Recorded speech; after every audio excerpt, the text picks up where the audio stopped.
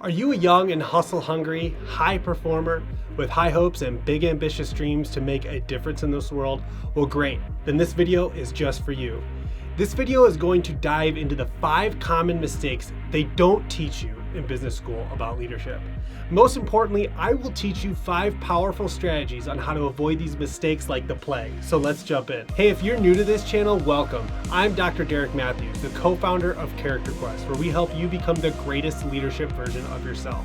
If you want to level up your leadership skills, please hit that subscribe button and hit that bell to be notified every time we post a weekly video. Okay, mistake number 1, thinking leadership will make you popular or more likable. So this one is hilarious to me. In the movies and in books, leadership is glorified and misrepresented. We tend to think that as a leader, people are supposed to like us, think we are smart, honorable. Without a doubt, you have to get rid of those expectations. Just wipe them from your mind, because this is the truth. Leadership is the loneliest thing you will ever do, and that's okay. Because leadership is not about likability. It's about leading people and limited resources through challenging and ambitious situations. So stop expecting people to like you, because that's a battle I guarantee you will never win, because you're the one having to make tough decisions on behalf of others. So you can't keep everyone happy. If this is a struggle for you, I mean, it is for me. I like when people like me, and I'm sure you're the same way. So if you struggle with this mistake, try this strategy. Pour everything you got into your people's growth and development. When people know you care about them, even in the depths of challenging decisions, they may not like you, but they will respect you for what you've done for them. Mistake number 2, thinking leadership is about your success. It's not about making yourself look good, taking credit for things, or glorifying your ego. It's just not. Again, if you shine the success spotlight on yourself instead of others, your team will quickly realize that they're just a pawn in your game for self-glorification. Instead, shine the light on your team whenever possible. Make an effort to celebrate the efforts, the development, and the growth of your team members, and they will literally do anything for you, because this is true servant leadership at its finest. Make others better, that is the focus. Mistake number 3, focusing on too many goals. A few years ago, I was consulting a large student organization at a major university here in Phoenix, Arizona. In our first meeting, the executive board was tasked to walk me through their goal structure and all their goals for the year. A slide popped up on the projector, and they were beaming with pride with their ambitious list of 30 goals for the year. And I looked at it and I realized that this is a very common leadership mistake, from young leaders to seasoned leaders. In this particular meeting, I had the not so fun task of telling them to whittle their 30 goals down to 3. Why?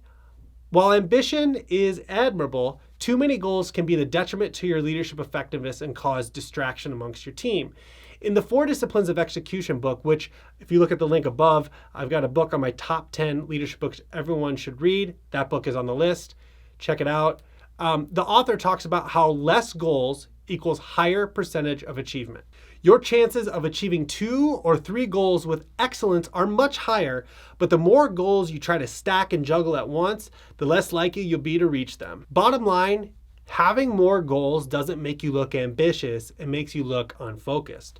So this is a great learning lesson for all you young leaders out there. Next time you have to set goals with your team or set goals to show your manager, choose 2 or 3 and not 45. Mistake number 4, comparing yourself to others.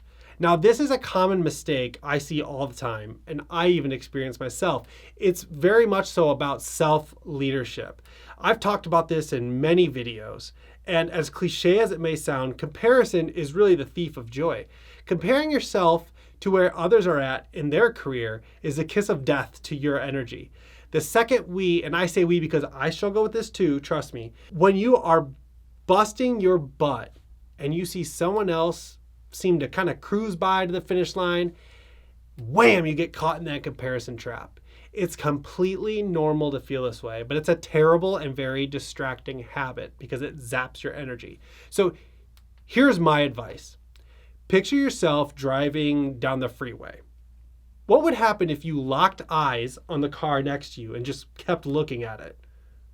After about 5 seconds, you'd probably swerve off the road, hit someone else, or crash entirely.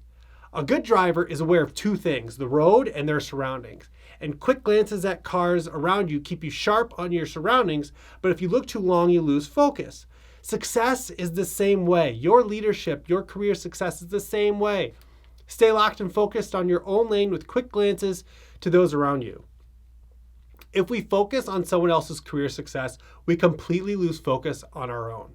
We need to stay in our own lane, folks. Mistake number 5, thinking you need to have all the answers.